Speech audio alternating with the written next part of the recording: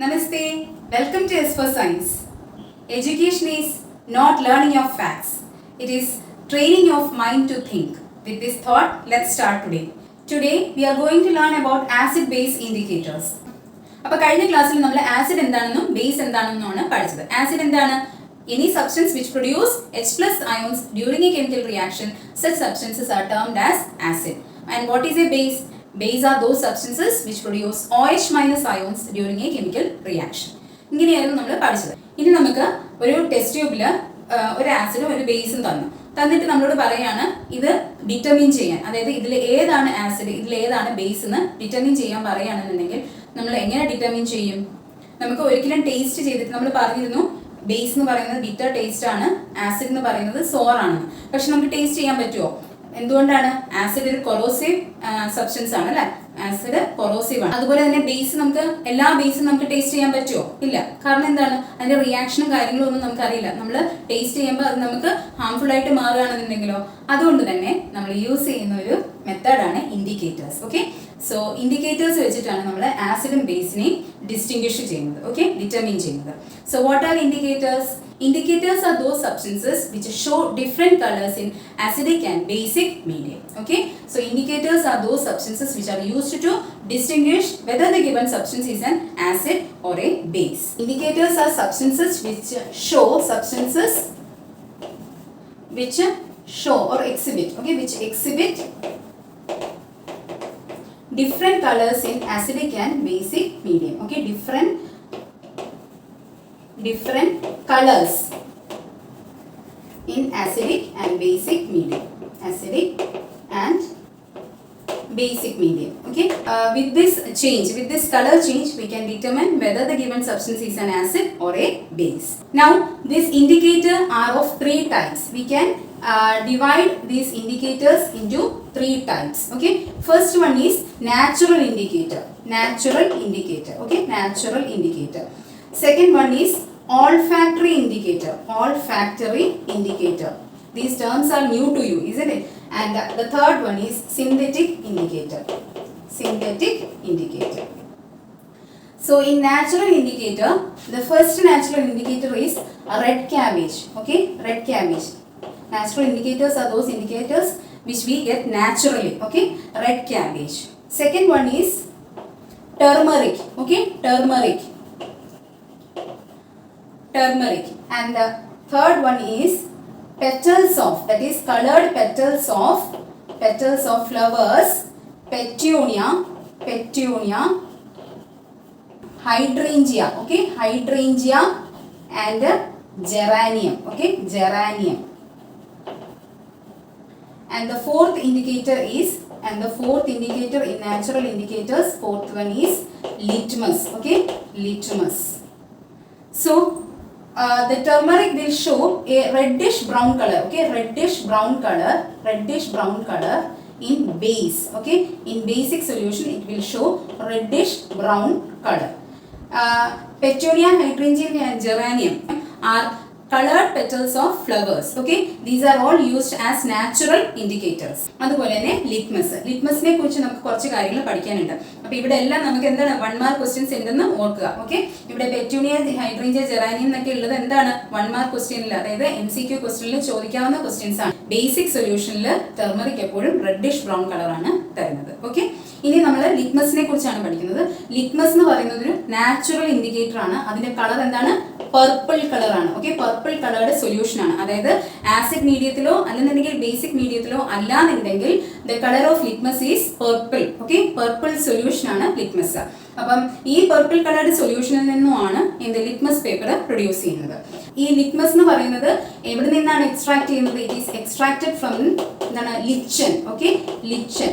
What is lichen? Lichen is a thallophyte. Okay, thallophyte. Acid സൊല്യൂഷനിലാണെന്നുണ്ടെങ്കിൽ ഇത് എന്ത് കാണിക്കും? ഇത് റെഡ് ആയിട്ട് മാറും. ആസിഡിലാണെന്നുണ്ടെങ്കിൽ റെഡ് ആയിരിക്കും കാണിക്കുന്നത്. ബേസ് ആണെന്നുണ്ടെങ്കിലോ അത് ബ്ലൂ ആയിട്ട് മാറും അല്ലെ, ബ്ലൂ ആയിട്ട് കാണിക്കും. അപ്പോൾ ലിറ്റ്മസ് പേപ്പർ നമ്മൾ പ്രൊഡ്യൂസ് ചെയ്യുന്നത് ഈ ഒരു പർപ്പിൾ കളർഡ് സൊല്യൂഷനിൽ നിന്നുമാണ്, അതായത് extract of lichen. That is lichen is a thallophyte. അപ്പോൾ ആസിഡ് ബേസ് ഇൻഡിക്കേറ്ററിൽ നമ്മൾ ആദ്യമേ നാച്ചുറൽ ഇൻഡിക്കേറ്റേഴ്സിൽ പഠിച്ച എന്താണ്? Red cabbage, turmeric, petals of petunia, hydrangea and geranium. പിന്നെന്താണ് പഠിച്ചത്? ഫോർത്ത് ഇൻഡിക്കേറ്റർ ആയിട്ട് പഠിച്ചത് ലിറ്റ്മസ് പേപ്പർ ആണ്, അല്ലെങ്കിൽ ലിറ്റ്മസ് ആണ്. അപ്പോൾ ലിറ്റ്മസ് എന്ന് പറഞ്ഞാൽ എന്താണ്? ലിറ്റ്മസ് എന്ന് പറയുന്നത് purple coloured solution extracted from lichens. And what are lichens? Lichens are thallophyte. Okay, ഒരു പ്ലാന്റ് ആണ്, അത് താലോഫൈറ്റ് ആണ്. ഓക്കെ, താലോഫൈറ്റ് കാറ്റഗറിയിൽ വരുന്ന ഒരു പ്ലാന്റ് ആണ് എന്ത്? ലിച്ചൻസ്. നിങ്ങൾ 9th സ്റ്റാൻഡേർഡിൽ പഠിച്ചതാണ് താലോഫൈറ്റ് എന്താണെന്നുള്ളത്. So we can prepare the litmus paper from this purple coloured solution. The litmus paper will show red color in acidic medium and blue color in basic medium. Okay, അപ്പോൾ ഇത്രയും കാര്യങ്ങൾ മനസ്സിലായല്ലോ. ഇതാണ് natural ഇൻഡിക്കേറ്റേഴ്സിൽ നിങ്ങൾക്ക് പഠിക്കാനുള്ള കാര്യങ്ങൾ. ഇനി നമ്മൾ വന്നിട്ട് ഓൾഫാക്ടറി ഇൻഡിക്കേറ്റേഴ്സിനെ പറ്റിയാണ് പറയുന്നത്. What are olfactory indicators? The indicators which show different order. Okay, order means smell, അല്ലേ? Order in acidic and basic solution. Okay, it shows different orders in acidic and basic solution. Okay, so such indicators are termed as olfactory indicators. So olfactory indicators, the first example is clove. Okay, clove. Now the second example is of onion juice. Okay, onion juice, it loses its smell. Onion juice loses its smell, that is odor in base. Okay, basic solution, it loses its odor or smell, but in acidic solution it the smell remains. Okay, the smell remains in acidic solution. Okay, in acidic solution the smell of the onion remains. Now the third one is vanilla. Okay, vanilla, the extract of vanilla. Here also it loses its smell. It loses its smell in basic solution. Okay, in basic solution it loses its smell, but in acidic solution the smell remains. Okay, smell remains in acidic solution. In acidic solution its smell remains, but vanilla loses its smell in basic solution. So olfactory indicators എന്ന് പറഞ്ഞാൽ എന്താണ്? The substance whose smell or odor changes in acidic and basic medium. Such indicators are olfactory indicators. അപ്പോൾ അതിന്റെ first example clove. Okay, now second example is onion juice. It loses its smell in basic solution and the smell remains in acidic solution. Okay, it loses its smell in basic solution, but the smell remains in acidic solution. Another example of olfactory indicator is vanilla. It also loses its smell in basic solution, but the smell remains in acidic solution. Now let us see what is synthetic indicator. So synthetic indicators are man-made indicators. First example is phenolphthalein. Phenolphthalein. Okay, phthalene. So the first synthetic indicator is phenolphthalein. Please try to learn the spelling of phenolphthalein, and it shows that is in acidic solution it is colorless. Okay, colorless,